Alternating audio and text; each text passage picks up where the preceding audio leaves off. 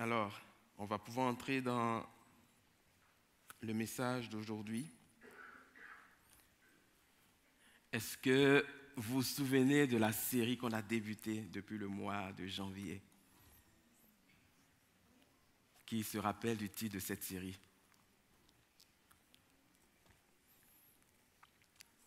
Croissance, ok, c'est bon. Il y a croissance dedans. Croître à l'image et à la ressemblance de Dieu. C'est ça le titre de la série, Croître à l'image et à la ressemblance de Dieu.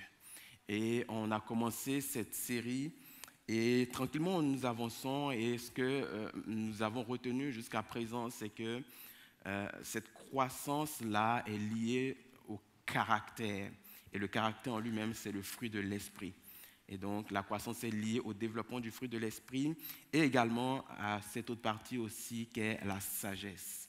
Une croissance dans la sagesse. Et c'est toutes ces choses-là, lorsque nous croissons dans le caractère, donc dans le fruit de l'esprit et dans la sagesse de Dieu, c'est ce qui démontre la vraie croissance que nous avons. On a vu différents messages dans cette série et le dernier message de cette série était sur la loi de l'esprit de vie. C'était sur la loi de l'esprit de vie. Et ce matin, je vais poursuivre encore dans cette même série. Et le titre de mon message, ça va être « Vivre et marcher selon l'esprit ». Okay? Vivre et marcher selon l'esprit. Et mon texte, le titre, je le tire d'où? C'est de Galates 5, 25, où il est dit ceci, tout simplement, si nous vivons par l'esprit, marchons aussi par l'esprit. Si nous vivons par l'esprit, marchons aussi par l'esprit. Et je veux vous lire le même texte dans la parole vivante. Je le disais dans la version Semeur, je veux la lire dans la parole vivante. Il est dit ceci dans parole vivante, « Puisque l'esprit est la source de notre vie, laissons-nous aussi conduire par lui. Suivons ses indications et agissons comme il le désire, c'est-à-dire que notre vie, elle aussi, soit spirituelle. » C'est beaucoup plus explicite ce passage en parole vivante. Et avant de poursuivre, je vais simplement prendre le temps de prier.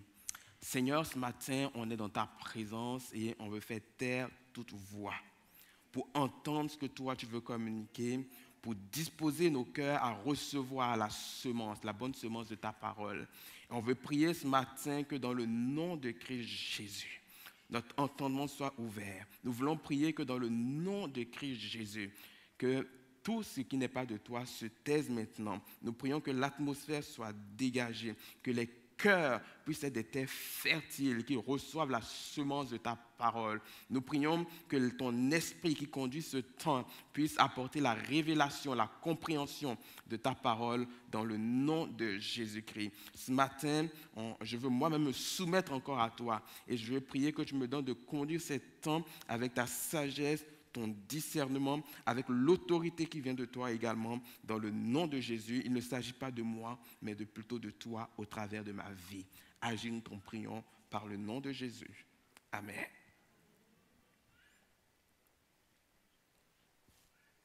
Vivre et marcher par l'Esprit, ou selon l'Esprit, ou en dépendance du Saint-Esprit. Vivre, c'est quoi? Lorsqu'on parle de vivre, tout le monde va comprendre aisément que c'est en rapport avec la vie. Okay? Vivre, c'est en rapport avec la vie. Et lorsqu'on regarde la définition de ce mot dans le grec, il nous est dit ceci, c'est l'état de celui qui possède de la vitalité ou qui est animé. C'est également toute âme vivante. C'est également la plénitude absolue de vie, à la fois essentielle et morale, qui appartient à Dieu et à Christ, dans lequel le Logos a mis la nature humaine. Pour résumer ça, ce qu'on dit simplement, c'est que la vie, dans la vie humaine est contenue. Okay? Ceux qui appartiennent à Christ, parce qu'ils sont en Christ, alors ils sont animés également de cette vie-là. C'est aussi, dans la définition, on dit aussi, c'est la vie réelle et véritable, une vie active et vigoureuse, vouée à Dieu, une vie bénie, même dans ce monde, pour ceux qui mettent leur confiance en Christ et qui aboutira après la résurrection à de nouvelles accessions dans un corps parfait et pour l'éternité. Et donc, on comprend ici que la vie, c'est ce qui est en nous. Okay? C'est ce qui nous maintient, c'est ce qui nous alimente. La vie qui nous alimente, justement, elle va être déterminante dans le sens où c'est ce qui va baliser notre marche. Ce que nous sommes, c'est ce que nous vivons. Ce qui est en nous, cette vie, c'est ce qui va faire la différence. Je vais m'arrêter un instant, je ne vous avais pas vu Anne et sa famille. On a la maman de Anne qui est présente également au milieu de nous. Et on veut vraiment vous saluer, madame, bienvenue. Elle ne vit pas ici. J'imagine que vous venez de l'île de la Réunion aussi? Oui, également. Ok, parfait. Donc, vraiment, bienvenue au milieu de nous, madame. Est-ce qu'il y a d'autres personnes qui nous visitent, qui sont de l'extérieur de la ville ou du pays? Oh, on a plusieurs. Ok, vous êtes... Ah, vous sont les parents de Naomi qui sont derrière également. On vous salue également. Et tout. On a eu le mariage de Paul et Naomi hier et vraiment, on vous salue les parents d'être présents au milieu de nous. J'aurais pensé que vous vous reposiez. Mais on est content que vous soyez au milieu de nous. Vous, madame, vous venez d'où? Oh, vous venez de très loin. De très, très loin du Sénégal, en Afrique de l'Ouest. Merci, bienvenue à vous également. Et vous, madame? Vous venez d'Haïti, qui est aussi loin quand même. Et vous? De Chicoutimi, c'est vous. Bienvenue, madame d'Haïti. Bienvenue à vous, monsieur de Chicoutimi. Vraiment, c'est une grâce de vous avoir au milieu de nous. C'est ça, les vacances. Hein. On accueille des gens. Ceux de notre église vont dans d'autres églises également. On est vraiment bénis de vous avoir. Bon, je continue, c'était une parenthèse. La vie, ok, donc la vie en nous, c'est ce qui va déterminer ce que nous faisons, ce que nous accomplissons. Donc cette vie-là, elle va baliser notre cheminement, elle va baliser notre marche, ok. Et notre marche, donc ce qu'on va faire, va démontrer la vie qui est en nous, tout simplement. Notre marche va démontrer la vie qui est en nous. Et la marche avec Christ va donc débuter par ce qu'on appelle la nouvelle naissance. Okay? Et à la nouvelle naissance, on va passer donc de la mort à la vie. On passe de la mort à la vie.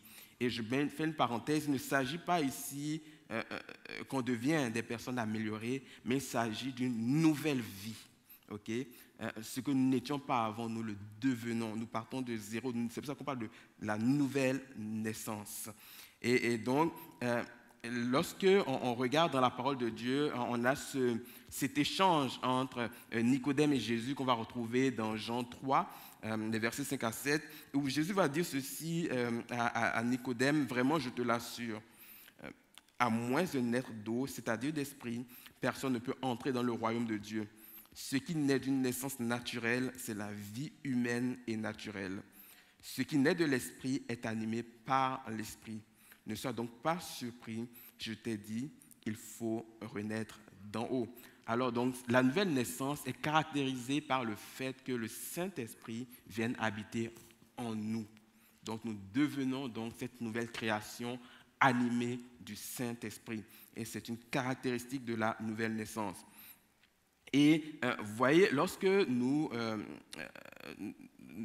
voyons un enfant, okay, lorsque nous voyons un enfant, ce qui va caractériser la naissance de cet enfant est la joie qui va déborder du cœur des parents ou de la famille lorsqu'ils vont voir cet enfant-là. C'est la vie que va dégager ce nouveau-né. Okay, c'est cette vie-là, on est content, on se réjouit, on apprécie cette nouvelle naissance-là. Mais vous êtes d'accord avec moi que cette vie, on ne la voit pas des yeux. On la constate, mais on ne la voit pas des yeux. Elle est immatérielle. Mais nous constatons que cet enfant-là qui vient de naître est animé de la vie et ça fait notre joie. Et c'est la même chose, lorsque nous naissons de nouveau, lorsque nous naissons de l'esprit, on ne le voit pas. On ne le voit pas et pourtant la vie est bien présente. Et cette vie est donc bien présente et va amener donc cette joie dans notre cœur. Et cette vie-là, elle a la particularité de faire de nous des fils de Dieu. En effet, il va dire dans Romains 8,15, « En effet, vous n'avez pas reçu un esprit qui fait de vous des esclaves et vous ramène à la crainte. Non, vous avez reçu l'esprit qui fait de vous des fils adoptifs de Dieu. » L'esprit qui fait de vous des fils adoptifs de Dieu. Donc l'esprit fait de nous des fils adoptifs de Dieu. Et j'aimerais prendre le temps de comprendre, d'expliquer quelque chose. Vous savez, lorsque dans le monde courant, dans le monde naturel, lorsqu'on va parler de fils adoptif, donc c'est un enfant qui n'est pas biologiquement issu des parents. Okay? Donc ses gènes ne sont pas issus de ses parents. Okay? N'en demeure pas moins que cet enfant va être aimé, les parents vont en prendre soin, les parents vont s'en occuper. Okay? Mais il n'est pas rare que ces enfants-là vont vivre une certaine crise d'identité à un certain moment qui va créer en eux le désir de connaître leurs parents biologiques. Okay? Même si ils sont dans un foyer où ils sont aimés, dans un foyer où ils connaissent une certaine croissance, il y a cette crise-là qui peut naître chez des enfants qui sont adoptés.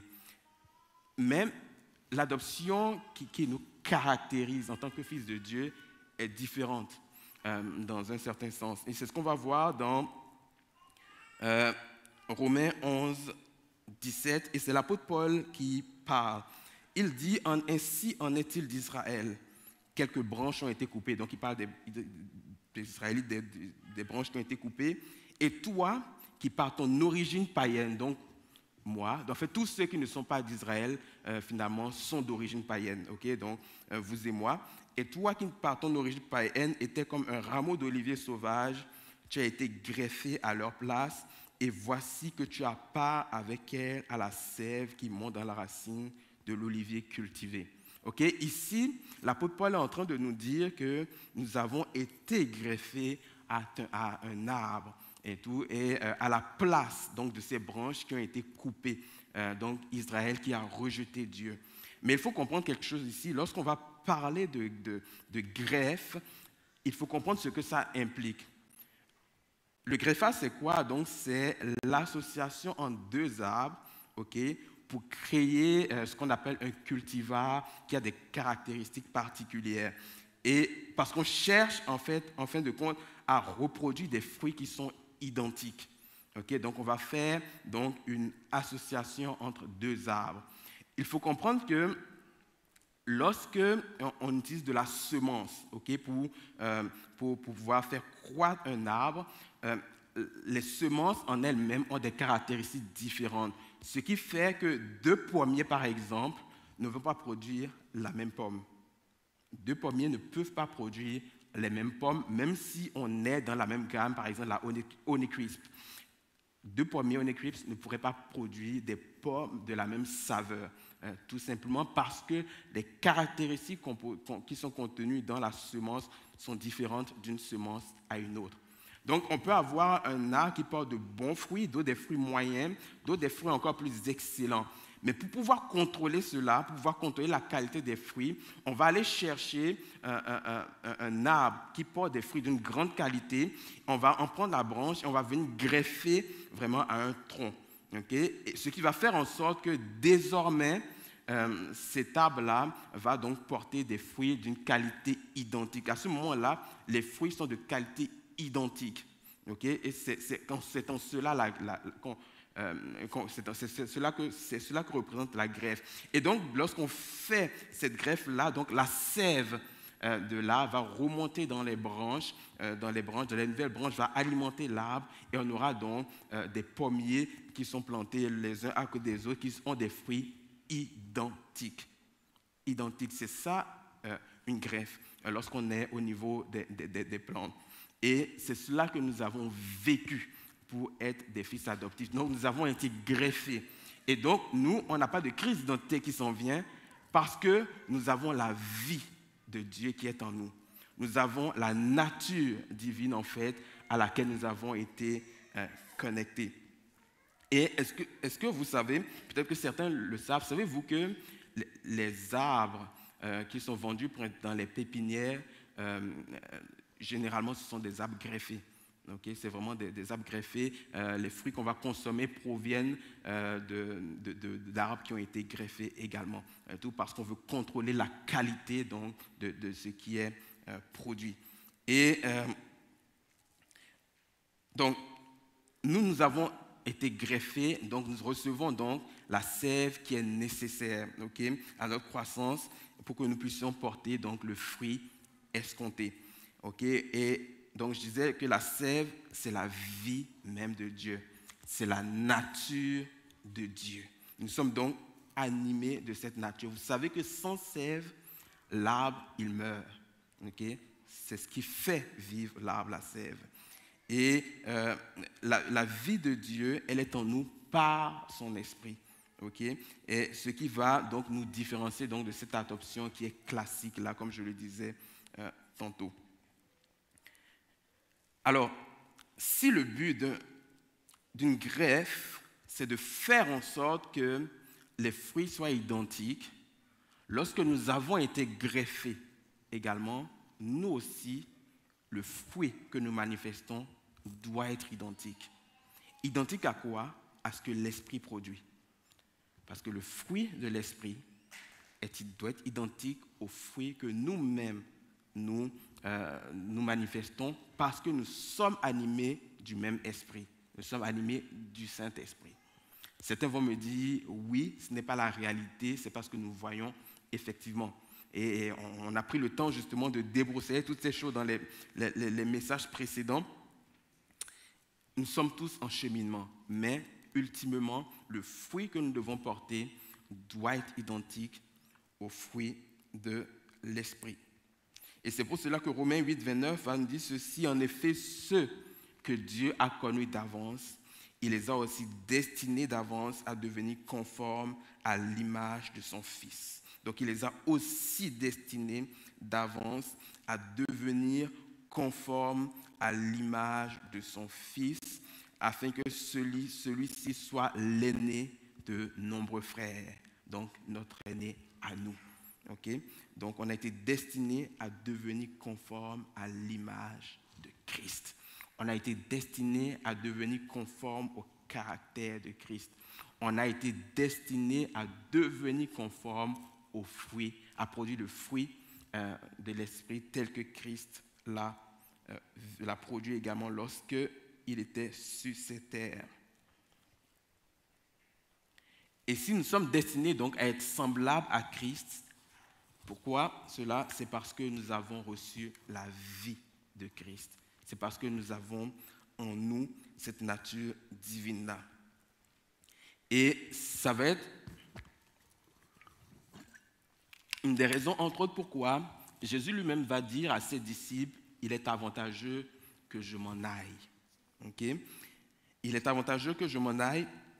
Il dira ceci et qu'il va demander au Père de nous donner un autre défenseur de sa cause, afin qu'il reste pour toujours avec nous. C'est l'Esprit de vérité, celui que le monde est incapable de recevoir parce qu'il ne le voit pas et ne le connaît pas.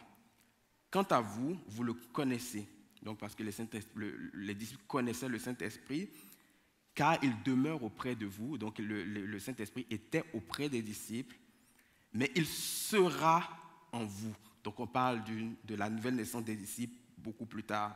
Donc il sera en vous.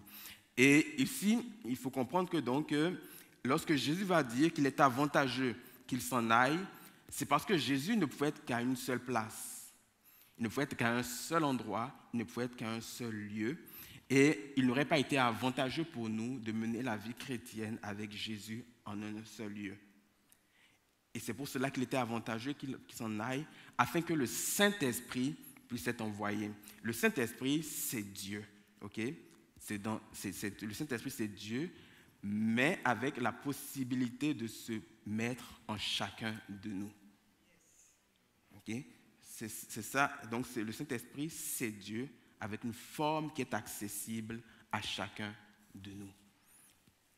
Ce que Jésus en lui-même ne pouvait pas faire. Donc la vie, comme je mentionnais tantôt, c'est ce qui va nous conditionner à agir d'une certaine manière, ça va nous animer. Okay? Et vous savez, comme toute vie, notre vie spirituelle a besoin d'être alimentée, d'être nourrie, d'être entretenue, et tout, parce qu'elle reflète ce que nous sommes vraiment. C'est la vie qui va façonner notre caractère, qui va façonner nos pensées.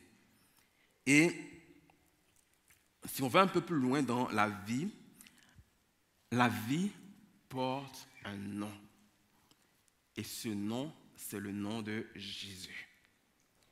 Il va dire, Jésus lui-même, je suis le chemin, la vérité et la vie. Jésus est la vie. Et c'est intéressant parce que dans Jean 1, des versets 4 et 5, on va nous dire ceci. Lorsqu'on parle de la parole qui est Christ, qui est Jésus, on va nous dire, en lui, résidait la vie. Et cette vie-là, elle était la lumière des hommes. La lumière brille dans les ténèbres et les ténèbres ne l'ont pas étouffée. Cette vie était la lumière. Cette vie était la lumière. Cela veut dire que la vie que nous portons domine sur les ténèbres parce qu'elle est la lumière. La vie que nous portons met en exergue les choses qui sont cachées parce qu'elle est la lumière. La vie que nous portons fait en sorte que lorsque des gens nous regardent, par exemple, ils ne voient pas en nous la colère qui est le produit des ténèbres, mais ils vont voir en nous la douceur qui est le produit de la vie et de la lumière. Parce qu'ils nous voient.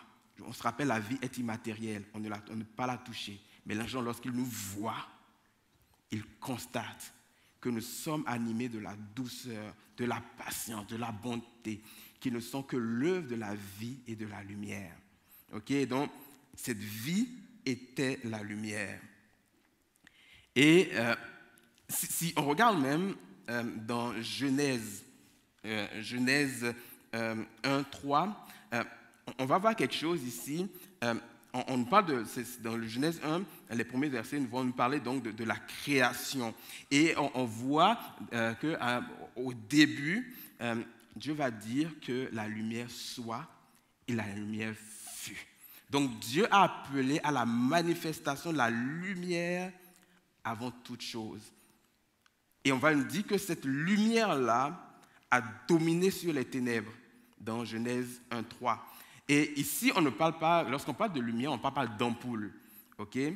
On parle de quelque chose de plus profond que cela. Donc on voit ici que cette lumière-là, elle va faire la différence et elle va être le premier élément duquel vont découler les autres choses dans la création. Parce qu'on va après la lumière, il y a tous les autres éléments de la création qui viennent. Et donc on peut comprendre que la lumière est importante. Elle est primordiale, elle est prépondérante. Et on se rappelle que la lumière, c'est la vie. La vie est la lumière. Et donc, la vie étant la lumière, lorsque la lumière a été appelée par Dieu, en réalité, il s'agissait aussi de la vie qui a été appelée par Dieu. Il s'agissait de la personne de Christ qui a été appelée par Dieu. Et on constate en fait que cette lumière dans Genèse 1 et 3, en réalité, comme je dis, ce n'est pas l'ampoule, mais c'est l'empreinte du Fils de Dieu. C'est l'empreinte de Jésus. Et on constate que dans ce passage de Genèse 1, la Trinité se retrouve donc comme présente, parce qu'on va parler de Dieu d'abord. On va parler donc de l'Esprit qui planait au-dessus des eaux. Et ensuite, on voit la lumière qui apparaît et tout, avant que le reste de la création arrive. Et donc, on voit la présence de Dieu dans les différentes formes qui sont annoncées dans ces premiers passages-là. Et donc, la vie est prépondérante sur toute chose, parce que la vie est la lumière.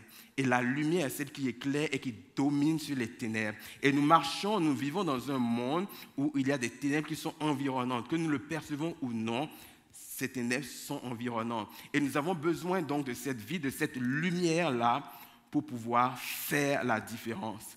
autour de nous. Et donc, est-ce que nous avons conscience que nous portons une telle vie en nous?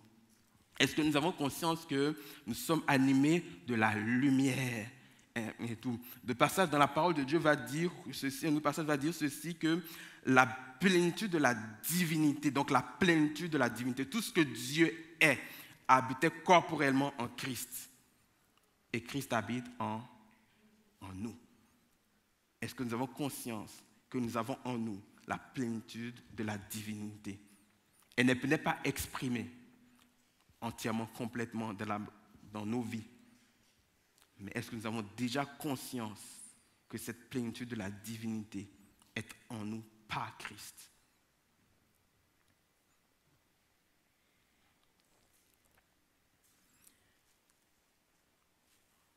Pour maintenir toute vie,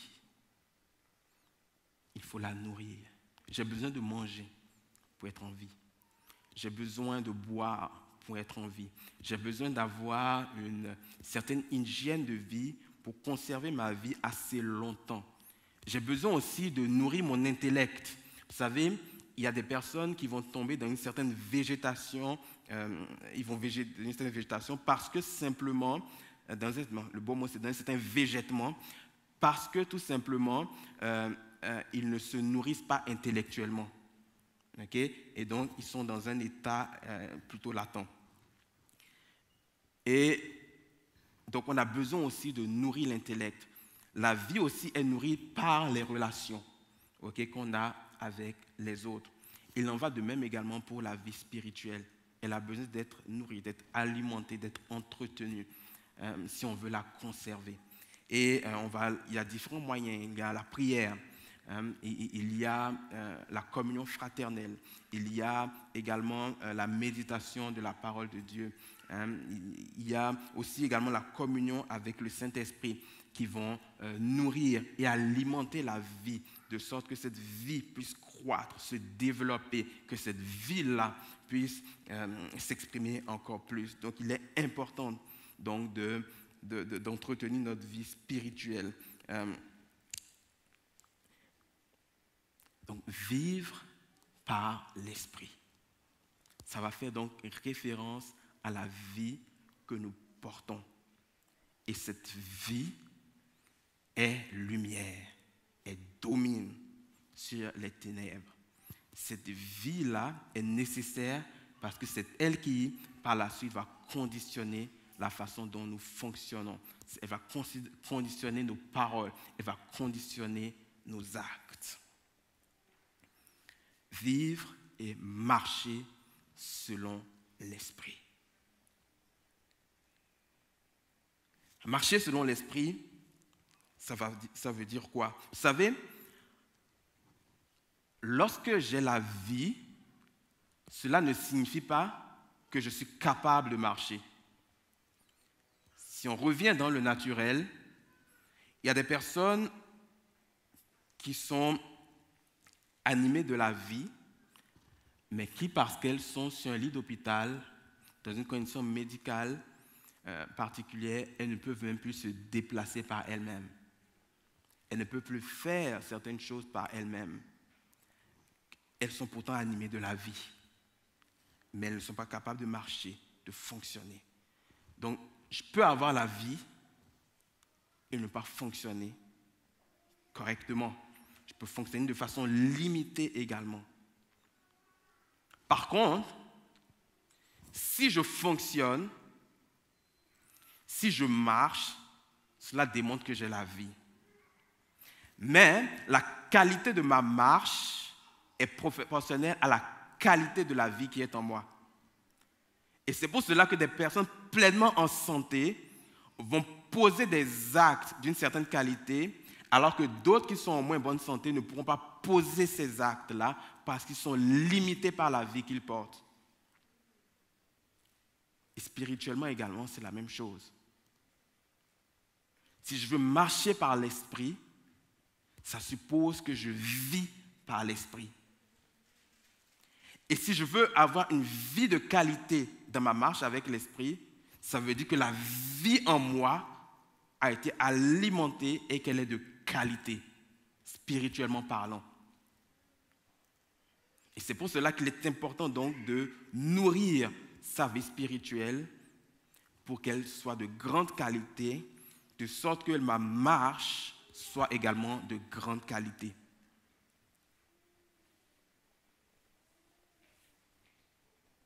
La marche, ça va être simplement ce qui est visible aux autres. Ça va être nos actes, ça va être nos paroles, ça va être ce que nous faisons et que les autres sont capables de relier à nous, ce qu'ils vont voir de leurs yeux, parce qu'on a parlé, on a réagi d'une telle façon. C'est ça la marche.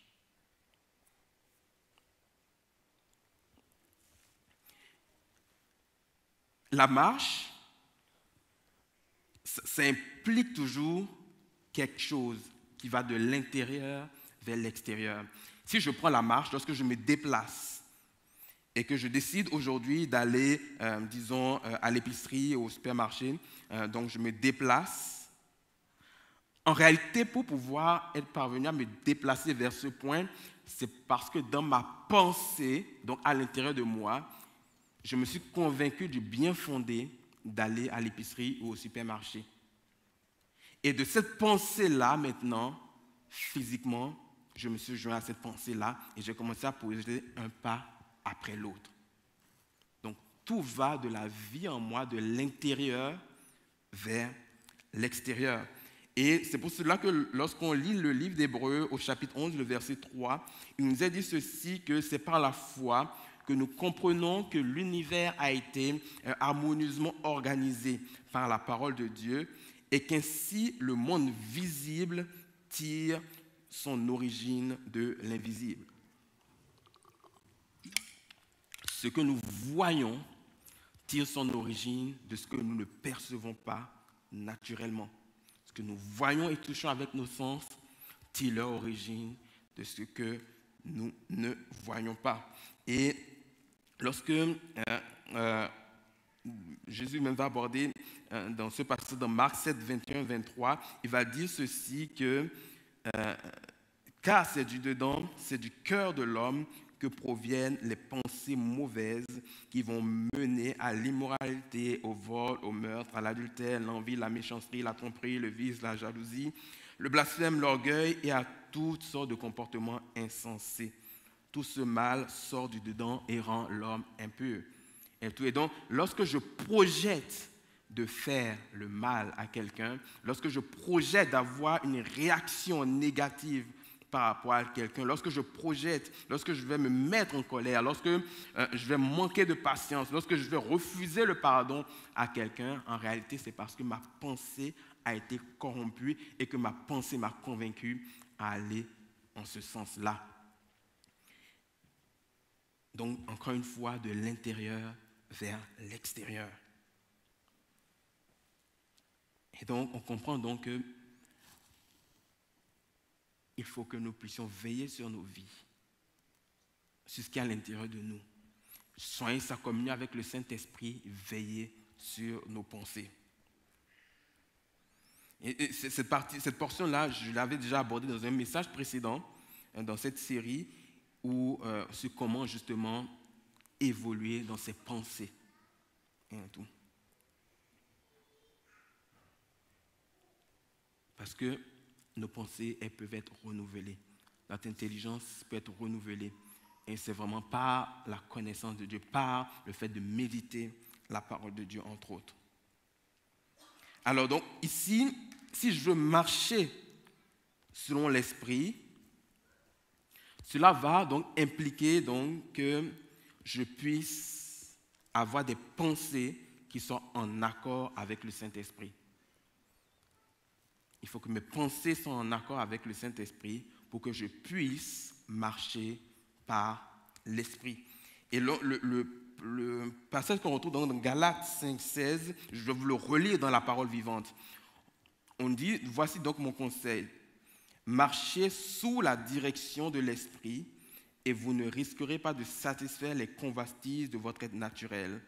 Vos désirs égoïstes et coupables ne parviendront pas à leur fin. Laissez donc l'Esprit vous conduire, obéissez à ses instructions et ne cédez pas aux aspirations qui anime l'homme livré à lui-même. Donc on voit ici donc, il y a une causalité entre ce que l'Esprit veut et ce que nous accomplissons. Il y a une obéissance. Marcher, ça veut dire quoi? C'est être en chemin, c'est être en progression, c'est saisir les opportunités, c'est régler sa vie, c'est se conduire, aller et venir. On constate donc que celui qui marche n'est pas dans un état stationnaire, il évolue, il se déplace, il sera à des endroits précis, au gré des circonstances et dans notre cas, au gré de ce que l'Esprit attend de lui.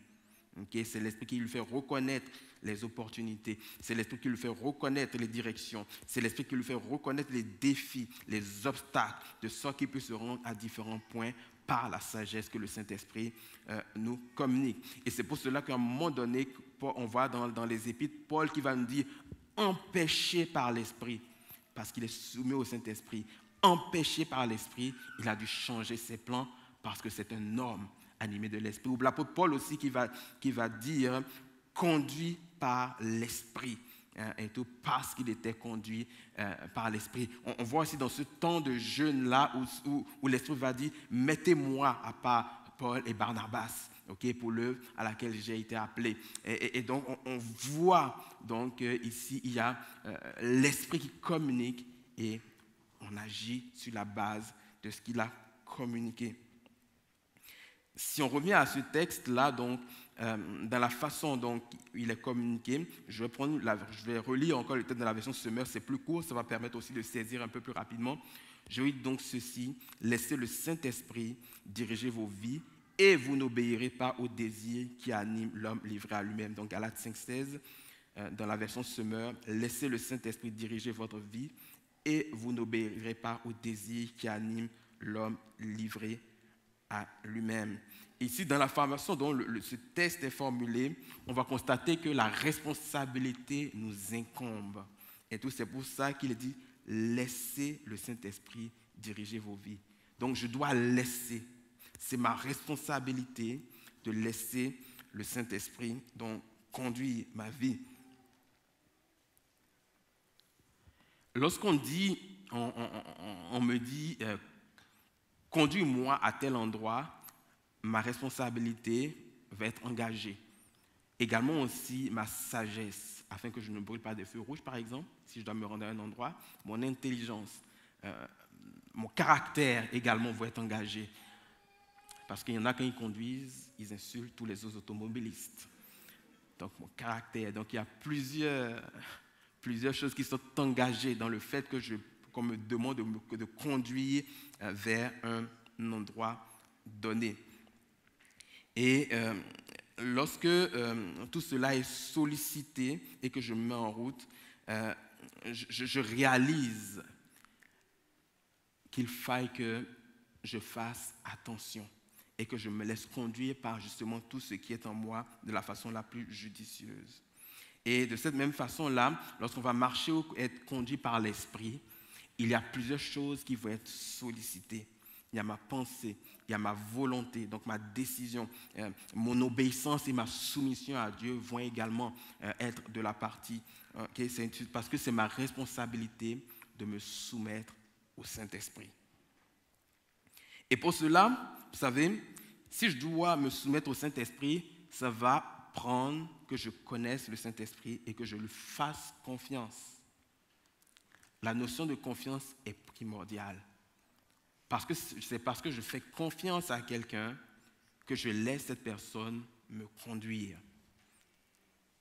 C'est parce que je peux affirmer que cette personne ne voudra pas me jouer un certain tour que je vais me mettre en marche avec cette personne-là. Donc il y a la notion de confiance qui est importante. Et pour développer la confiance, il faut apprendre à connaître avec qui on est. Donc il faut apprendre à connaître le Saint-Esprit dans notre cas. Et parlant de confiance, est-ce qu'il y en a qui aiment les courses automobiles, la Formule 1? Est-ce qu'il y en a? Il y en a quelques-uns, ok. Bon, il y en a quand même quelques-uns. C'est quoi les grands noms de ce monde qui sont les champions? Hamilton, Verstappen. Verstappen a gagné la dernière fois à Montréal. Hein? Ouais, c'est ça. Verstappen, Hamilton, il y en a plein d'autres. Savez-vous que c'est eux qu'on met de l'avant, mais savez-vous que dans le bolide, dans le véhicule, ils sont deux? Un copilote. Et vous savez ce que fait le copilote? C'est le copilote qui détermine la vitesse à laquelle il doit aller. C'est le copilote qui lui dit « ralentis, il y a un virage qui arrive, prends ce virage de telle façon ». Et ce copilote, avant la course, ce qu'il va faire, c'est qu'il va aller en reconnaissance sur le terrain avant que la course ne débute.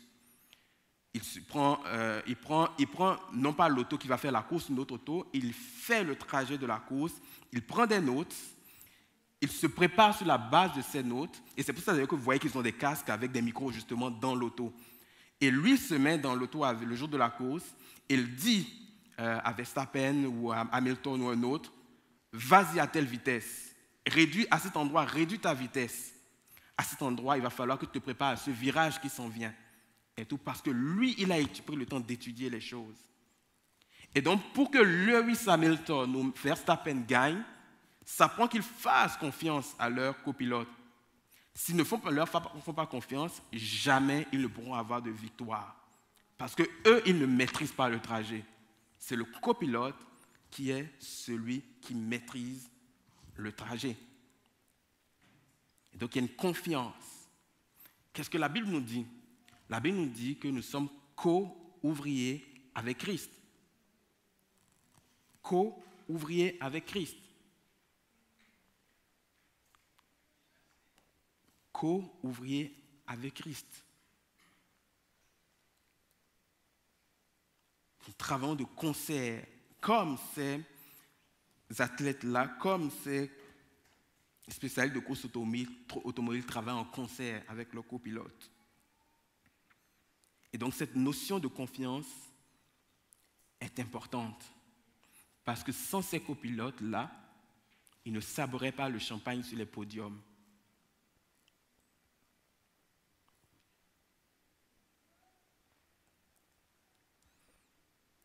Et c'est assez particulier parce que je regardais justement Verstappen, je pense que c'était Verstappen qui a voulu échanger sa place avec justement son copilote. Donc Verstappen était devenu copilote. Et là, on est vraiment dans un simulateur parce qu'il s'entraîne aussi sur des simulateurs.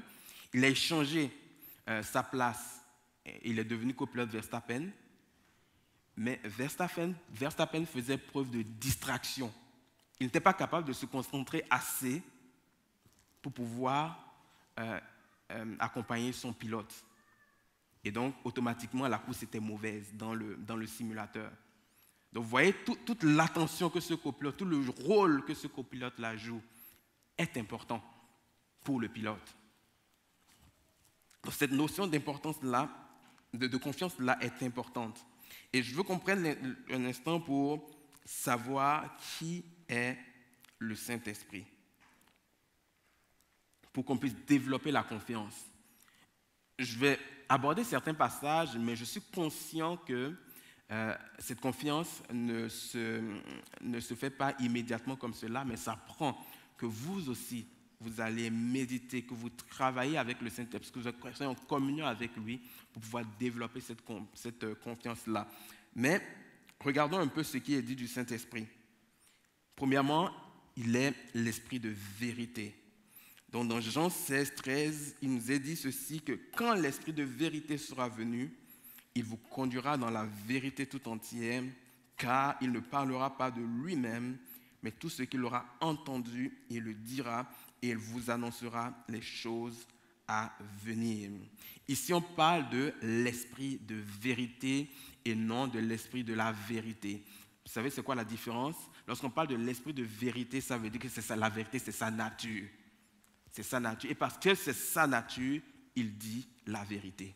Okay? Donc, on parle de l'esprit de vérité, on fait appel à la nature du Saint-Esprit. Le Saint-Esprit est vérité.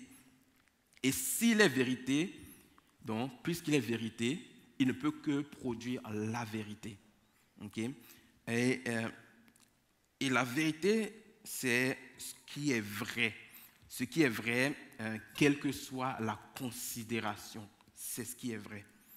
Et le Saint-Esprit donc ne peut pas nous tromper ou nous conduire dans la fausseté parce qu'il est la vérité. Okay? C'est l'esprit de vérité. Lui, puisqu'il est l'esprit de vérité, il ne connaît pas la tromperie, il ne connaît pas le mensonge, la duperie, il ne connaît pas ces choses-là. Tout ce qu'il fait est lié à Dieu parce qu'il est l'esprit de vérité. Et tout ce qu'il va faire donc, c'est pour mon bien, parce qu'il est l'esprit de vérité. Et étant l'esprit de vérité, il peut donc me conduire dans la vérité qu'est la parole de Dieu pour nourrir ma foi. Okay? La foi venant de ce que l'on entend et ce que l'on entend venant de la parole de Christ. Donc, l'esprit de vérité, l'esprit de vérité ne peut produire que la vérité et non la tromperie et ne peut que me conduire dans la vérité en tant que telle. Et il nous est dit, dans le même passage de Jean 16, 13, qu'il nous conduit. Il nous conduit dans la vérité, le Saint-Esprit. Donc, non seulement il y a l'esprit de vérité, mais il nous conduit. Et ça veut dire quoi conduire? Ça veut dire qu'il nous montre les chemins qui sont appropriés pour nous. Okay? Il nous montre où aller. Il va inspirer donc nos décisions. Il va inspirer nos paroles. Il va inspirer donc tout ce qui est nécessaire pour nous. Il va nous prendre par la main. Il va nous prendre par la main et nous conduire vraiment sur le bon chemin pour que nous arrivions au bon endroit.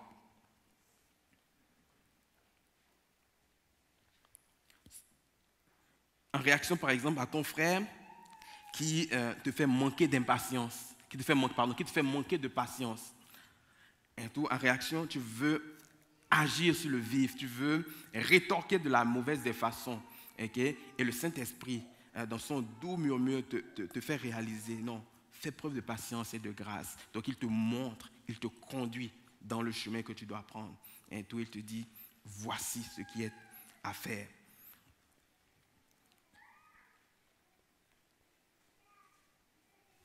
Et c'est particulier, si je reviens sur un tel exemple, tu veux réagir, ok, mais tu réalises que le Saint-Esprit te demande, par exemple, d'avoir une façon de parler particulière, de dire, dis plutôt telle affaire de telle manière. Et tu réalises par la suite que ce qui t'avait fâché, c'est la personne change. Après que tu lui aies parlé de cette façon, il se met à faire ce à quoi il s'attendait. Il te demande, mais qu'est-ce qui s'est passé en temps? Mais en fait, ce que tu ne savais pas, c'est que cette personne avait peut-être ses pensées qui étaient accaparées par quelque chose. Et la phrase que tu as prononcée lui a fait réaliser comment se sortir de sa situation. Et donc, ses pensées se sont décantées. Et là, il était en mesure de faire ce à quoi tu t'attendais de lui. Parfois, on est prompt à réagir dans certaines choses, alors que l'autre a ses pensées qui sont simplement affligées peut-être par quelque chose, qui sont obstruées par toutes sortes de choses. Et lorsque tu sais comment fonctionner, tu vois que Dieu, au travers de cela, agit. Et ça fait la différence. Donc, il faut, vous savez, on s'en va tranquillement vers le fruit de l'esprit, hein, comme on a déjà mentionné. Donc, si je donne ces exemples, c'est parce que c'est en lien avec le fruit de l'esprit. On dit aussi dans ce passage que le Saint-Esprit nous annoncera les choses à venir. On ne nous dit pas qu'il pourrait nous annoncer les choses à venir, mais qu'il nous annoncera. Ça veut dire que c'est certain. Si je suis en communion avec le Saint-Esprit, il est prêt à me communiquer les différentes étapes de ma vie. Il est prêt à me communiquer les actions que je dois poser, les paroles que je dois dire, parce que c'est son rôle, parce qu'il est prêt à annoncer les choses qui sont à venir. Et annoncer les choses, vous savez, nous, les chrétiens, on aime les choses qui parfois arrivent de temps en temps. Et on veut faire une fixation sur des choses qui sont ponctuelles plutôt que sur la vie courante. Lorsqu'on dit « il annoncera les choses à venir », n'allez pas penser à la grande révélation du siècle. Ce n'est pas de ça qui nous est parlé. Oui, ça fait partie de ces choses qui sont à venir.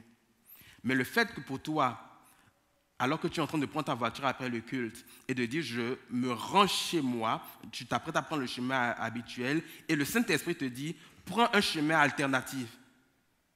Ça veut dire qu'il t'annonce les choses à venir. Et lorsque tu prends ce chemin alternatif, tu réalises après coup que tu viens d'éviter un accident qui était en train de se produire et donc tu viens de gagner du temps plutôt que d'en perdre. Ou peut-être même que tu aurais été pris dans ce carambolage. T'annoncer des choses à venir, c'est dans le quotidien aussi, c'est dans la vie courante.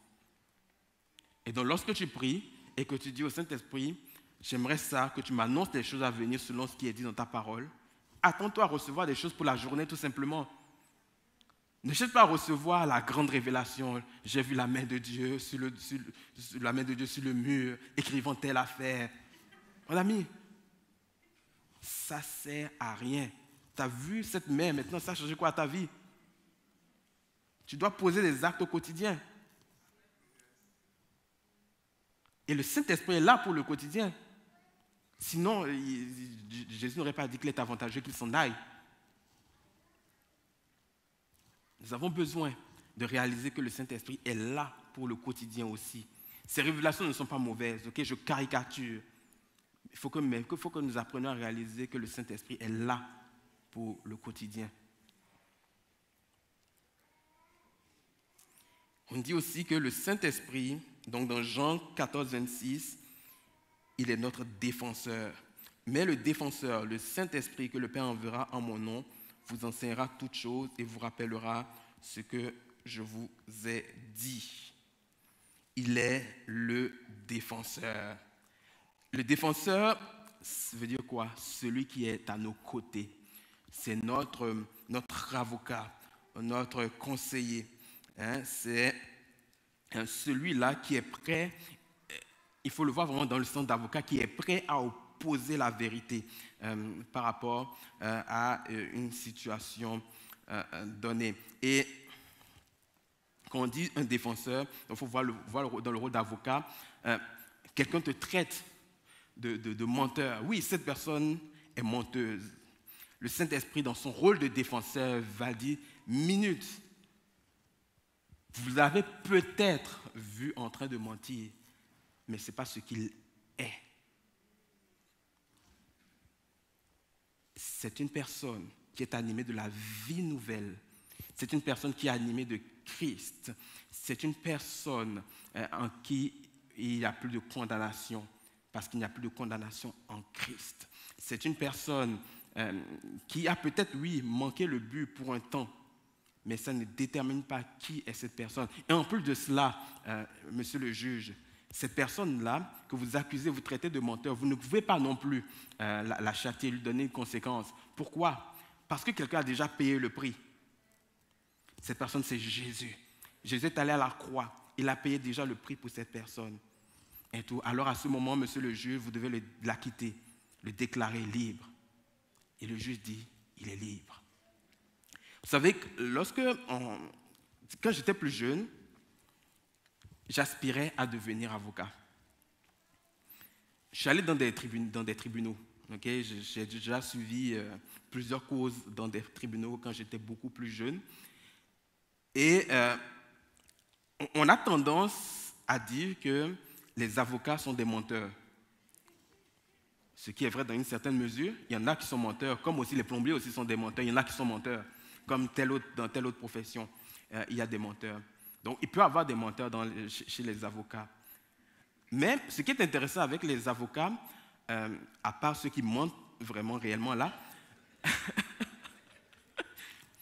c'est qu'ils amènent le juge à avoir une perspective autre sur la situation. Dis, mais tu dis cela, mais es-tu vraiment sûr que sur la base de ce que tu as vu, tu peux tirer telle conclusion? Et c'est la même chose. Lorsque nous sommes accusés, traités de menteurs, que fait le Saint-Esprit? Le Saint-Esprit dit, non, regarde la situation et une autre perspective des choses. Cette personne que tu condamnes, en réalité, tu ne peux plus la condamner parce que Christ a payé le prix pour elle. Et l'avocat, c'est ce qu'il va faire. Il va dire, non, cette personne, on ne peut pas la condamner parce qu'on n'a pas pris en considération telle chose et telle chose. Et le juge ou le juré, les jurés vont analyser la situation, vont dire, c'est vrai, on n'a pas assez d'éléments. L'avocat n'a pas dit, je certifie qu'il n'est pas coupable. Il a plutôt dit, regarde, et une perspective autre. Et à cause de cette perspective autre qu'il a apportée, on a été obligé de se rallier derrière lui. Et devons crier, objection, votre honneur. Vous savez que objection, votre honneur, tout ça, c'est juste à la télé. Ça ne marche pas dans la vraie vie. Dans le système civiliste, ceux qui sont dans le code civil, ceux qui sont plaident avec le code civil, il n'y a pas d'objection, votre honneur, tout ce qu'on voit à la télé. Ça, c'est plus dans la common law. Et dans la common law, ce n'est pas aussi exagéré. Et tout. La télé nous fait croire des choses, mais ce n'est pas aussi exagéré. Mais je trouve que c'est intéressant de voir, lorsqu'on lit la parole de Dieu, de voir aussi, lorsqu'on considère le Saint-Esprit comme un défenseur, de voir aussi comment les avocats fonctionnent. En fait, comme le Saint-Esprit veut nous faire voir une perspective différente de ce que nous percevons avec nos yeux de la réalité. Et c'est ce rôle que le Saint-Esprit joue. Il est notre défenseur. Et c'est pour cela que même lorsque nous-mêmes, dans nos pensées, nous sommes affligés, nous nous morfondons, que nous dépeignons d'une façon qui est contraire à la parole de Dieu. C'est pour ça que le Saint-Esprit vient à nos côtés. Il va dire, mais non, regarde cette perspective-là de ta vie. Regarde ta vie sous un autre angle. Ce n'est pas nécessaire d'avoir cette pensée et tout, parce que c'est son rôle de défenseur qu'il joue. On dit également que le Saint-Esprit est notre enseignant. Et un enseignant veut dire qu'il instruit, qu'il nous fait assimiler les vérités pour que nous soyons en mesure de fonctionner. Il nous équipe, il nous prépare, il nous amène à voir les choses vraiment avec plus de profondeur. Il va nous faire comprendre les mystères de la parole de Dieu, par exemple. C'est ça le rôle d'un enseignant. Et lorsqu'il est dit dans ce passage, il vous enseignera, donc on dit ici que donc, le Saint-Esprit que le Père enverra en mon nom vous enseignera donc toutes choses et vous rappellera ce que je vous ai dit moi-même. Et il est dit qu'il nous enseignera toutes choses. Ok. Toutes choses là, ça ne veut pas dire dans le domaine spirituel uniquement. Ça veut dire dans tous les aspects possibles et inimaginables. Tu veux gérer ton entreprise, le Saint-Esprit peut t'enseigner comment gérer ton entreprise. Tu veux être un employé efficace, le Saint-Esprit peut t'enseigner comment être efficace. Tu veux être un bon mari, le Saint-Esprit peut t'enseigner à être un bon mari. Tu veux pouvoir être quelqu'un aussi qui a un ministère d'impact, le Saint-Esprit peut t'enseigner aussi dans ces choses-là. Et donc, le rôle du Saint-Esprit, c'est d'enseigner toutes choses. Toutes choses. Et il y a un passage qu'on va retrouver dans 1 Jean 2, 27, qui, moi particulièrement, lorsque j'ai saisi ce passage, ça fait la différence dans ma vie. On dit ceci, que quant à vous, l'Esprit dont vous avez été oint par le Christ demeure en vous. Vous n'avez donc pas besoin que l'on vous instruise, car cet Esprit dont vous avez été oint vous enseigne tout. Cet Esprit dont vous avez été oint vous enseigne tout. Vous n'avez pas besoin d'être instruit. Ce qu'il enseigne est vrai, il ne ment pas. Restez donc attachés à cet enseignement tel que vous l'avez reçu de l'Esprit. Ce passage a littéralement changé ma vie dans la façon que j'ai d'enseigner. Quand j'ai compris ce passage-là, il y a des choses dans la vie qui peuvent créer une certaine appréhension, une certaine peur. Okay? Au départ, quand j'ai commencé à prêcher, j'avais toujours de l'appréhension. et tout, je me disais, OK, est-ce que je vais faire la bonne façon? Est-ce que je serai assez prêt? Est-ce que les choses vont être dites de la façon d'une façon où les gens vont comprendre? Il y avait certaines appréhensions. Et je me dis, mais est-ce que je suis assez bon? Est-ce que je connais assez de choses? Est-ce que j'ai les capacités nécessaires pour pouvoir y arriver? Mais le jour où j'ai eu la révélation de ce passage, ma vie a changé. On peut me prendre sur le fait de dire, viens prêcher. OK, si tu veux, c'est l'œuvre du Saint-Esprit, c'est l'œuvre du Seigneur, et j'y vais sans problème. Parce que la Bible nous dit ceci, que l'Esprit nous instruit, et que je n'ai pas besoin d'être instruit par quelqu'un d'autre, qu'il m'instruit. Et pour moi, ça fait la différence. Je ne suis pas en train de dire que l'instruction d'un autre est mauvaise. Ce n'est pas ce que je suis en train de dire du tout. Okay, donc, ne sortez pas d'ici pour dire, René Arthur a dit que nous n'avons pas besoin d'aller à l'école, nous n'avons pas besoin d'être instruits par une autre institution. Ce n'est pas ce que je dis. Okay? Il faut être équilibré dans la vie. Mais je dis simplement que le Saint-Esprit est capable de nous instruire. Et pour moi, ce passage a fait une différence au niveau de l'enseignement des Écritures parce que j'ai compris que je n'avais pas besoin de recevoir des capacités humaines, mais simplement besoin de me confier au Saint-Esprit. Donc, il est notre enseignant, le Saint-Esprit. Et donc là, ici, on essaye de connaître le Saint-Esprit pour pouvoir développer la confiance en lui. Le Saint-Esprit, il est avant toute chose également. Okay? Lorsqu'on regarde dans le passage de Genèse, on nous dit donc qu'au commencement était Dieu. Et on dit à un moment donné dans le passage que l'Esprit de Dieu planait sur les eaux. Donc l'Esprit de Dieu était là dès le commencement. Donc s'il était là déjà dès le commencement, ça veut dire qu'il connaît les rouages de tout. Il sait comment tout fonctionne.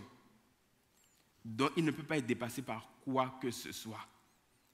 Et c'est ce Saint-Esprit-là qui habite en toi. Ce Saint-Esprit qui connaît tout. Et le Saint-Esprit qui vit en nous a accès à la pensée de Dieu. On le voit dans 1 Corinthiens, le chapitre 2, les versets 10 à 12. Or, Dieu nous l'a révélé par son Esprit. L'Esprit, en effet, scrute tout, même les pensées les plus intimes de Dieu. Quel être humain peut savoir ce qui se passe dans un autre homme? Seul l'esprit de cet homme en lui le sait. De même, nul ne peut connaître ce qui est en Dieu si ce n'est l'Esprit de Dieu. Or, nous avons reçu non l'Esprit du monde, mais l'Esprit même qui vient de Dieu pour que nous comprenions tous les bienfaits que Dieu nous a accordés par grâce. L'Esprit scrute tout, même les profondeurs de Dieu. Ce qui veut dire qu'il peut aller puiser la pensée de Dieu, dans le cœur de Dieu, les pensées intimes, les pensées qu'on révèle à ses amis, à ses intimes, peut aller les puiser pour nous les communiquer. Les pensées qui font en sorte que nos vies changent du jour au lendemain. Les pensées qui font en sorte que les situations sont transformées et tout, il peut aller les chercher pour nous et nous les communiquer parce que cet esprit scrute tout, même les profondeurs de Dieu, et c'est cet esprit qui habite en nous. Alors, on connaît un peu mieux le Saint-Esprit. Si on revient dans ce passage, on nous dit donc, de Galates 5,16, je vous dis ceci, laissez le Saint-Esprit diriger vos vies et vous n'obéirez pas aux désirs qui animent l'homme livré à lui-même. Okay? Donc, laissez-vous diriger par le Saint-Esprit et vous n'obéirez pas aux désirs de l'homme livré à lui-même. Le « et » ici, okay, ça joue un rôle de causalité, okay, de cause à effet. Parce que tu as choisi de te soumettre au Saint-Esprit, alors tu ne te conduiras pas comme un homme livré à lui-même. Okay? Donc, c'est la première étape, c'est donc de connaître le Saint-Esprit, c'est d'avoir l'intimité avec le Saint-Esprit et de se laisser conduire par le Saint-Esprit. Et par la suite, c'est ce qui va faire que je ne serai pas comme un homme livré à lui-même. Okay? Donc, c'est important. Donc, laissez le Saint-Esprit diriger vos vies et vous n'obéirez pas aux désirs qui animent l'homme livré à lui-même. Ou alors vous n'obéirez pas aux désirs qui animent l'homme livré à lui-même. Donc, c'est en ce sens-là qu'il faut comprendre ce passage-là. Est-ce que vous êtes encore avec moi? Oui. Bon. Pour ceux qui sont au milieu de nous, j'ai l'habitude de prendre du temps quand j'enseigne. La semaine passée, on prêchait dans une autre église et je pense que je devais prêcher depuis peut-être à peu près 1 heure de temps avant de réaliser qu'1 heure de temps était passée et qu'on était quasiment à la fin du culte. Et j'ai dû me résoudre d'arrêter. Et toi, alors que je n'ai pas complètement fini, j'ai dû avancer, et toi assez rapidement. Et je me suis dit, malheureusement, je ne suis pas dans mon église, donc je ne peux pas avoir l'attitude que je veux. Mais ici, je suis dans mon église.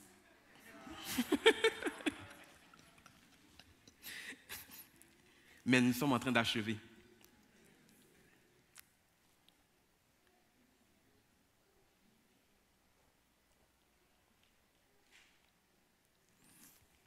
Je vais achever en lisant Galates 5, les versets 16 à 25. Je vais achever par cela et puis on va prier.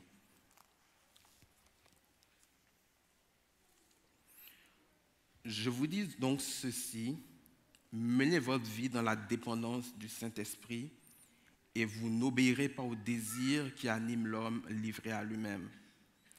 Car les désirs donc de l'homme livré à lui-même sont diamétralement opposés à ceux de l'esprit. Et l'esprit a des désirs qui s'opposent à ceux de l'homme livré à lui-même. Les deux sont opposés l'un à l'autre. Et c'est pourquoi vous ne pouvez pas être votre propre maître. Mais si vous êtes conduit par l'esprit, vous n'êtes plus sous le régime de la loi. Donc, on avait abordé déjà tout ce qui était le régime de la loi dans les enseignements précédents. Donc, si vous êtes conduit par l'esprit, vous n'êtes plus sous le régime de la loi et donc on ne peut pas fonctionner à la façon de la loi. Tout le monde voit bien ce qui procède de l'homme livré à lui-même. L'immoralité, les pratiques dégradantes, la débauche, l'adoration des idoles, la magie, les haines, les querelles, la jalousie, les accès de colère, les rivalités, les divisions, les dissensions, l'envie, l'ivrognerie, les orgies et autres choses de ce genre. Donc, ce n'est pas une liste exhaustive. Okay? Et notez aussi que la magie fait partie de ce que les hommes livrés à eux-mêmes font. Okay? On n'a pas dit que la magie c'est démoniaque, on dit que c'est les hommes livrés à eux-mêmes. Je ne puis que répéter ce que j'ai déjà déclaré à ce sujet.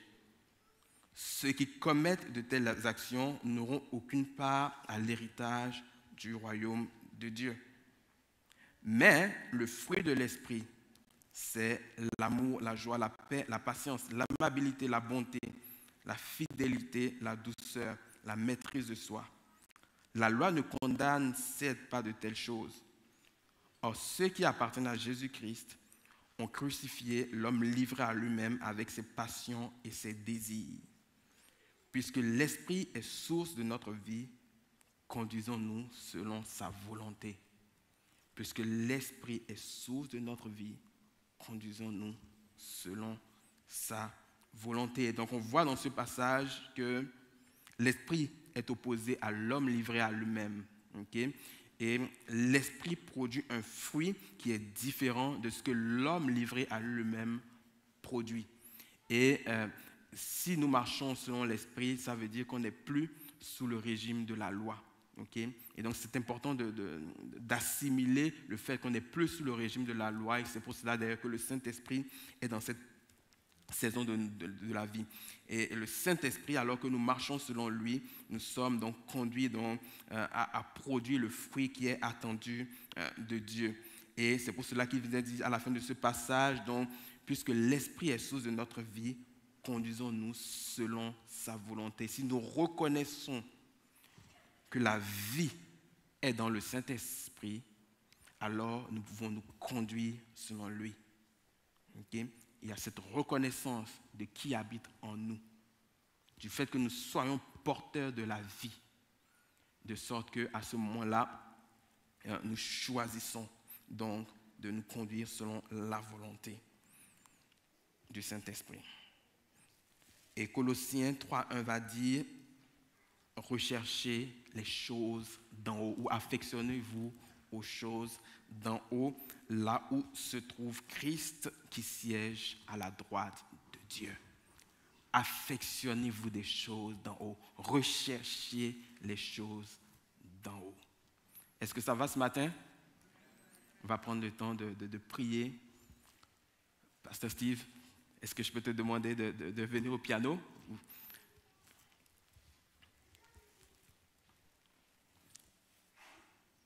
Est-ce qu'on appelle les chantres aussi, les autres musiciens? Oui? C'est pas moi qui ai demandé. J'ai simplement suggéré.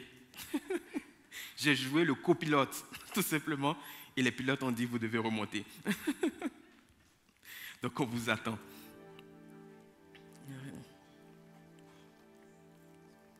Alléluia. Jésus-Christ. On va prendre le temps de disposer nos cœurs. On a entendu beaucoup de choses ce matin. Et le but simplement de cet enseignement d'aujourd'hui, c'est de nous rappeler combien il est primordial pour nous de savoir la vie qui nous anime, de comprendre la qualité de la vie qui est en nous. Parce que c'est cette vie-là, lorsque nous en prenons conscience, qui va déterminer la façon dont nous allons agir, la façon dont nous allons marcher. Vivre et marcher selon le Saint-Esprit. On veut vivre, mais marcher aussi. On ne veut pas vivre sans marcher ou marcher partiellement selon ce que Dieu attend. Mais on veut vivre pleinement selon le Saint-Esprit et marcher selon le Saint-Esprit. Alors que nos bien-aimés vont prendre un chant, on va se laisser conduire par le Saint-Esprit. Si vous voulez vous avancer pour prier, soyez libres. Si vous voulez rester assis à vos places, soyez libres. Si vous voulez vous tenir debout, soyez libres également de le faire. Mais trouvez la façon qui vous est propre de communier, de connecter avec Dieu pour ce temps de prière-là, qui va commencer par ce chant.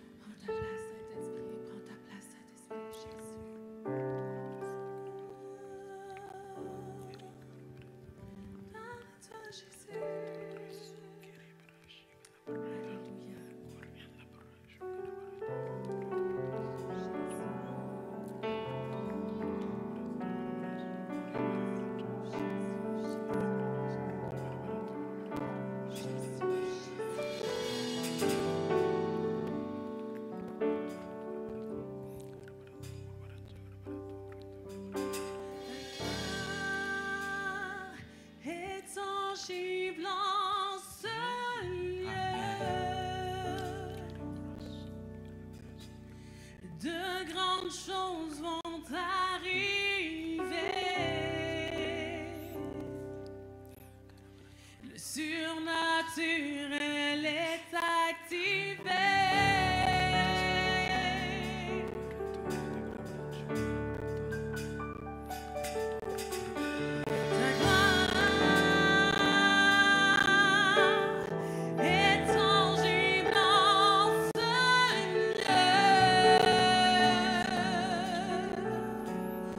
De grandes choses vont arriver.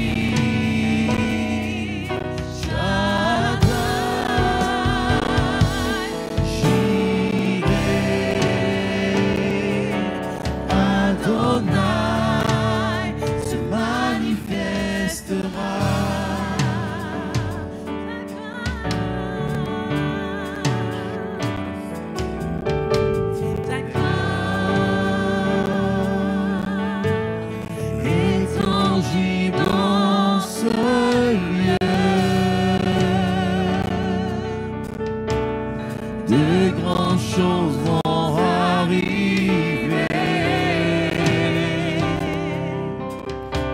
Le surnaturel est activé.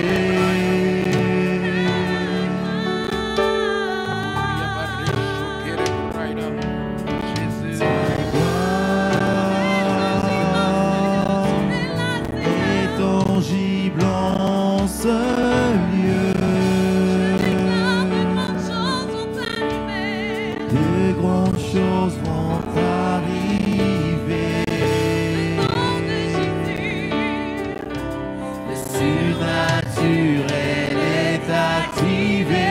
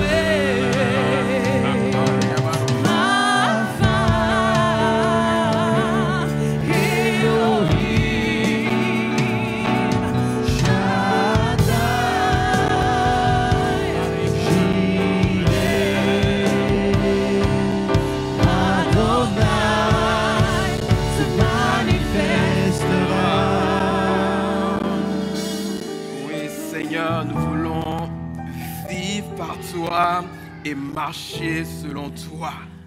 Et peu importe les circonstances, peu importe les situations, nous voulons que cette vie qui nous anime soit exprimée.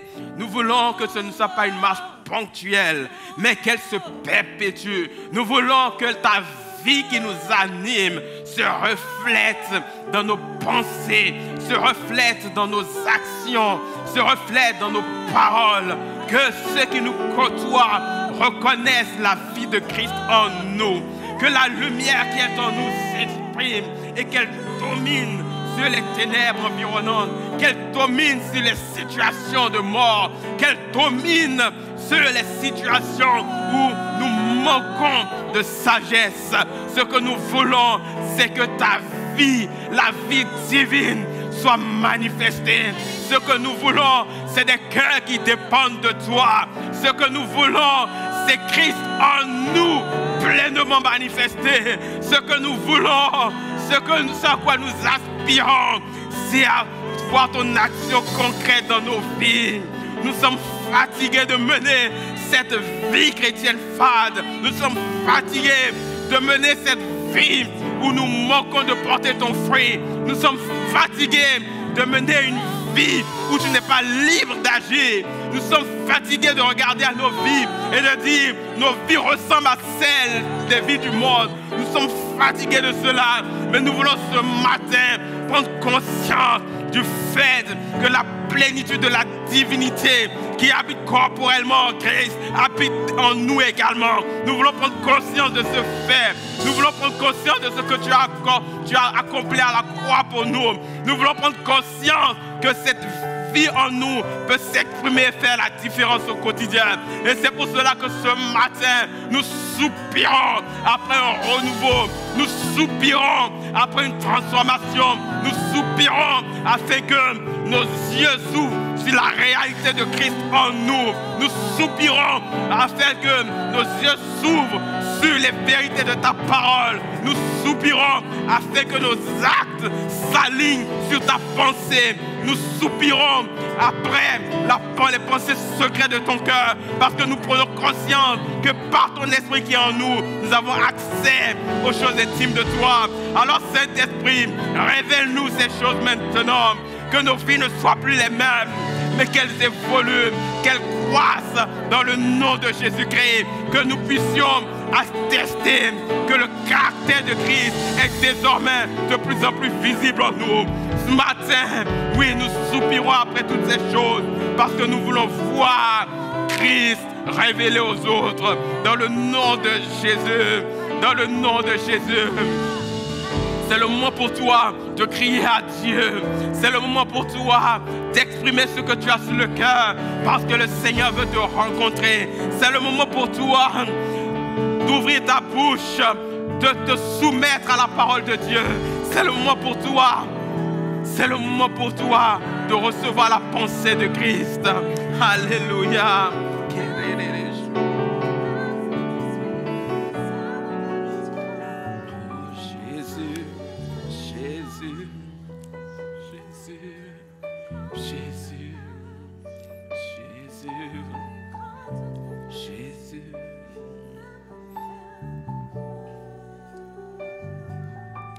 Tu es assis en ce moment et la question que tu te poses, c'est que vaut ma vie?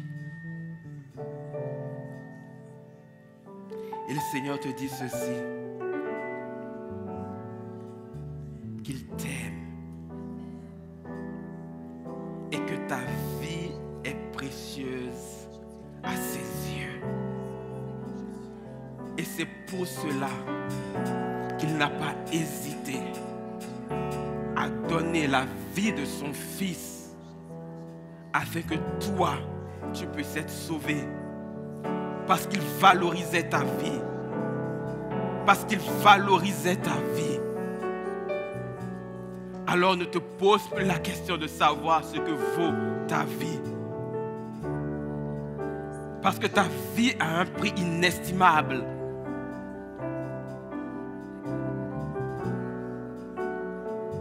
Que tu vives, le Père a dû payer de la vie de son Fils. Alors ne te pose plus la question de savoir que vaut ta vie. Aux yeux de Dieu, elle est précieuse. Reçois la paix maintenant dans ton cœur. Reçois l'assurance dans ton cœur que Dieu est pour toi et que son amour pour toi, comme le dit la parole, est haut, profond, long et large. Laisse-toi porter par cet amour. Alléluia.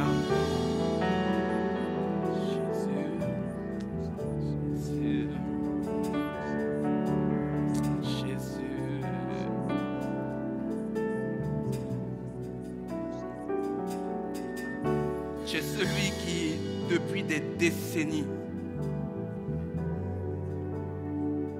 tu vis une situation complexe avec un membre de ta famille. Jusqu'à présent, cette situation a été insoluble.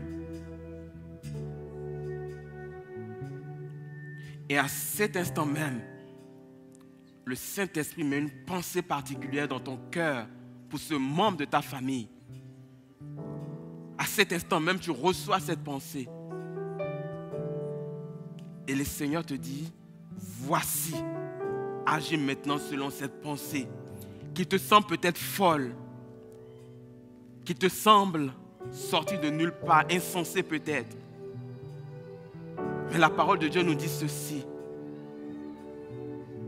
que la folie de Dieu est plus sage que notre sagesse. Obéis et soumets-toi à sa parole tout simplement. Tu es quelqu'un qui vient de loin et tu portes un fardeau particulier. Alors que tu vas bientôt retourner, tu te poses la question de savoir si cette situation de là où tu viens perdurera encore longtemps. Le Saint-Esprit te dit, je suis moi-même avec toi. Il te dit, allons de l'autre bord. Et laisse-moi te dire, lorsque le Saint-Esprit te dit, allons de l'autre bord, il ne veut pas que tu coules. Parce que lorsque Jésus a prononcé cette parole, il devait passer une étendue d'eau. Et lorsque le Seigneur te dit allons de l'autre bord, ce n'est pas pour que tu coules dans ta situation, mais c'est parce qu'il va te faire passer au travers de cette situation et te faire rejoindre le rivage, de sorte que tu sois victorieux. Alors retourne avec cette parole d'où tu viens, animé de la foi des conquérants, animé de la foi qui fera la différence. Parce que la parole est certaine, elle s'accomplira. Tu te rendras à l'autre bord, tu ne couleras pas. Alors rassure-toi.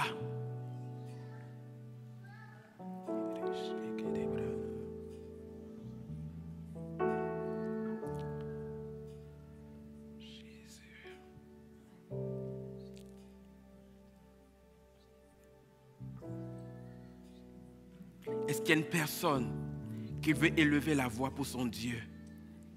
Est-ce qu'il y a une personne qui veut élever la voix pour prier, pour crier à Dieu? Si c'est le cas, élève la voix maintenant. Tu as cette opportunité devant toi. Élève la voix maintenant.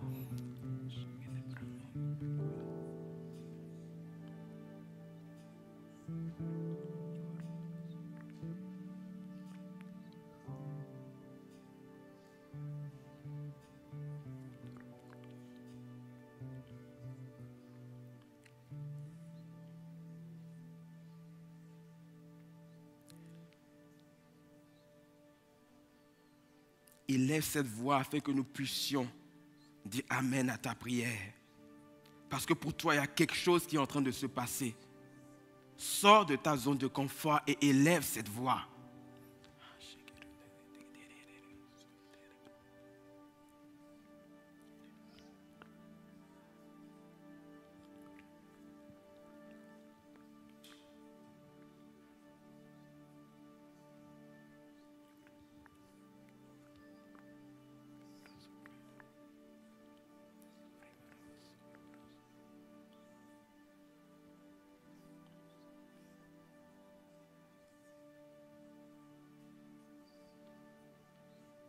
Cette prière que tu te retiens de faire est en lien avec un appel. Alors élève. Ne manque pas le bateau.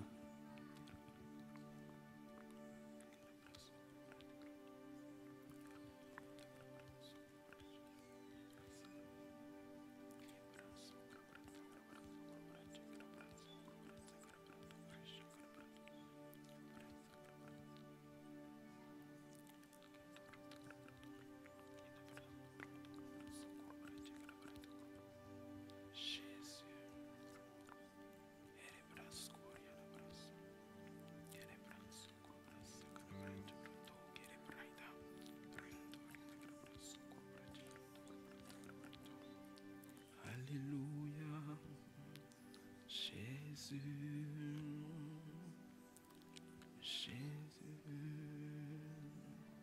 ta douce présence dans ce lieu.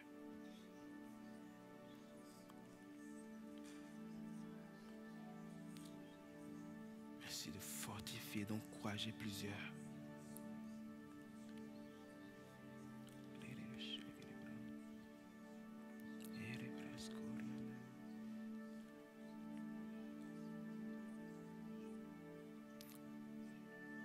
Seigneur, tu es un Père qui est bon. Et nous sommes infiniment reconnaissants pour ta parole.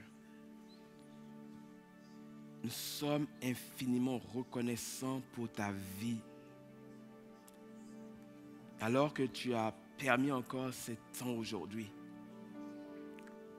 nous voulons simplement te remercier. Te remercier pour ce que tu as déposé en nous, qui va cheminer, porter du fruit. Te remercier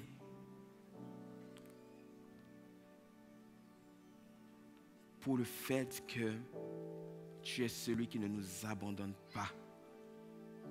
Merci de nous aimer et de prendre soin de nous. Merci, tout simplement. Nous te donnons vraiment ce matin encore l'honneur et la louange, l'exaltation, parce que tu en es digne. Dans le nom de Jésus.